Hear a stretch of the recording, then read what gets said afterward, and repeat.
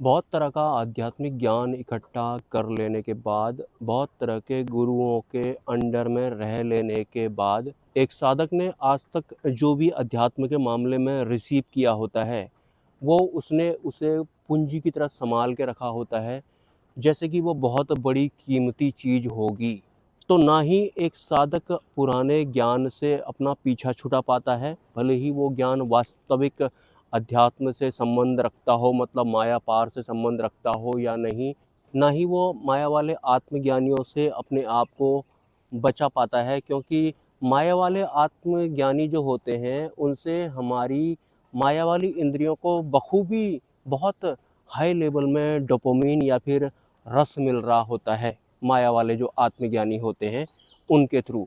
तो उनको इग्नोर भी एक साधक नहीं कर पाता है। इसके अलावा होता है, इस सब प्रोसेस के दौरान जब वो बहुत तरह के ज्ञान को सुन रहा था, माया वाले आत्मज्ञानियों को भी उसने सुना, सिद्धि मार्ग में भी वो था, तो उस दौरान उसका एक अनादि मित्र उसके साथ में जो अभी तक सब कुछ कर रहा था, वो होता है अहंकार। वो भी खूब बढ़ चढ़कर हिस्सा ले रहा होता है, तो उसकी भी बहुत काफ़ी अच्छे हद तक प्रोग्रेस हो गई होती है। तो अपने अहंकार के बारे में भी एक साधक को या फिर एक आम इंसान को, जिस जो वास्तविक अध्यात्म में अभी है भी नहीं, उसे पता भी नहीं होता है कि मेरे अहंकार ने मेरा ये जीवन काफ़ी हद तक खा दिया है। और वास्तविकता तो ये है हमारे आध्यात्मिक जगत की, कि लगभग 95% माया वाले आत्मज्ञानियों का ही बोलबाला रहा है, दबदबा रहा है इस फिजिकल वर्ल्ड में।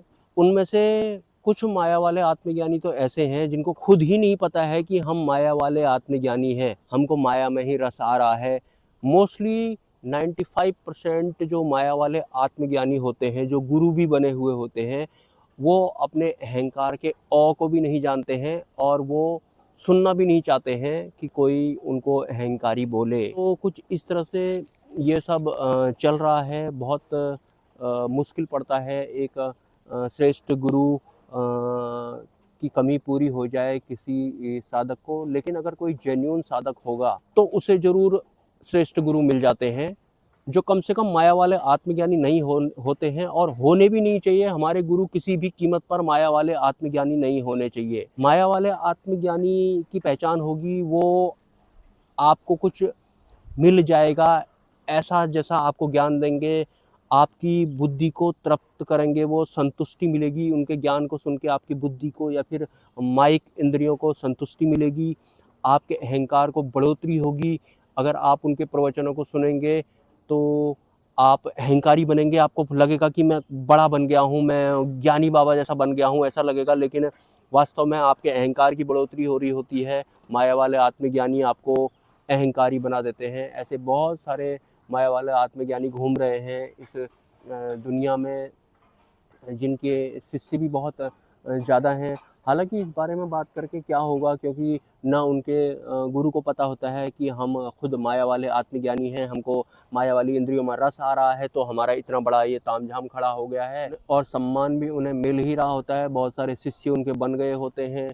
और उसके बाद जैसा गुरु होगा वैसे ही शिष्य भी बनी जाते हैं। उनको भी नहीं पता होता है कि माया वाला आत्मज्ञानी होता क्या है, और ये अहंकार के पार जाना कैसे होता है। इन सब से उनका दूर दूर तक कोई लेना देना होता नहीं है। वो बस इस माया वाले जगत में कुछ उनको मिल जाएगा, माया के दायरे वाला, ऐसा उनको अपने भीतर ही भीतर एहसास होता है। और अहंकार भी इसमें साथ दे रहा होता है, कि उसको भी रस आ रहा होता है अहंकार को, क्योंकि माया वाले आत्मज्ञानी आपके अहंकार को तृप्त करेंगे। और जो वास्तविक गुरु होते हैं, उनके सानिध्य में अगर हम होते हैं तो हमारे अहंकार को कभी भी तृप्ति नहीं मिलेगी।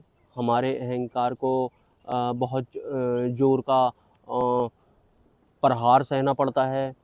बात-बात में हमारा अहंकार टूटता है, या फिर हमको ठेस पहुँचती है।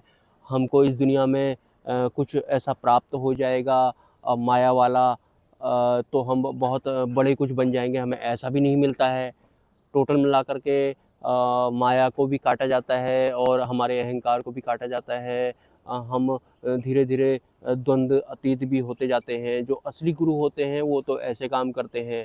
लेकिन मैं ऑलरेडी बहुत पहले जब सिद्धि मार्ग के वीडियोज़ बनाया करता था, मैं उसमें ये भी बताया करता था कि जो वो असली गुरु कैसे होते हैं, वास्तविक गुरु जो होते हैं, उनमें क्या ख़ास बात होती है। तो आप लोगों ने वो वीडियो शायद देखे होंगे। आपके अहंकार को तृप्ति या फिर उसकी बढ़ोतरी नहीं होगी अगर आपके गुरु ओरिजिनल होंगे तो, सीधी-सी बात है। और पहले से ही आपने बहुत तरह के गुरुओं का ज्ञान सुन के अपने आप को अहंकारी बना रखा है और आज आप ऐसा कह रहे हैं कि समर्पण मैं नहीं करने वाला भाई गुरु के सामने में। समर्पण करना का मतलब होता है अंधभक्ति, कुछ लोग ऐसा भी कहते हैं।